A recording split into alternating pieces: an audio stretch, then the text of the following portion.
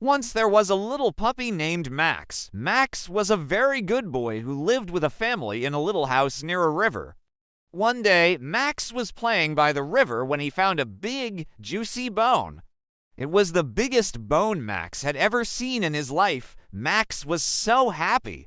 He took the bone in his mouth and started walking toward home. As he crossed a bridge over the river, Max stopped. He looked into the water and saw what looked like another dog on the other side of the river. This dog had an even bigger bone in its mouth, and it was wagging its tail at Max. Max couldn't believe his eyes.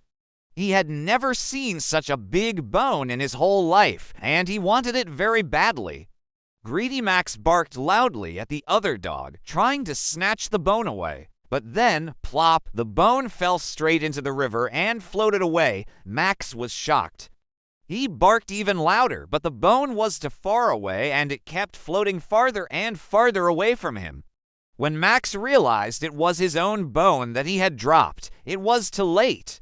The current was too strong and the bone was too far away. All Max could do was watch as his delicious bone floated away and out of sight.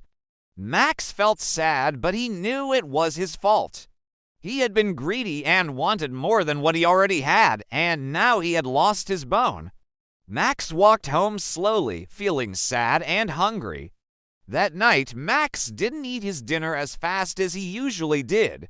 He wasn't even excited about his favorite treat, a big juicy bone. All he could think about was the bone he had lost.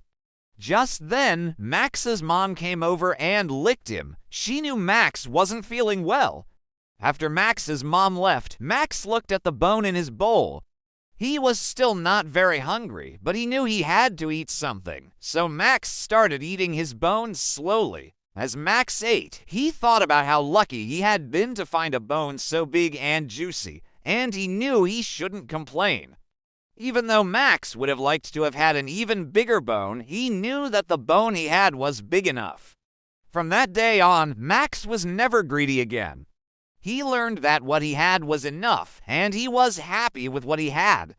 The end. Moral of the story: don't be greedy. Be happy with what you have. If you enjoyed this story, don't forget to like, subscribe, and comment on which story you'd like to hear next.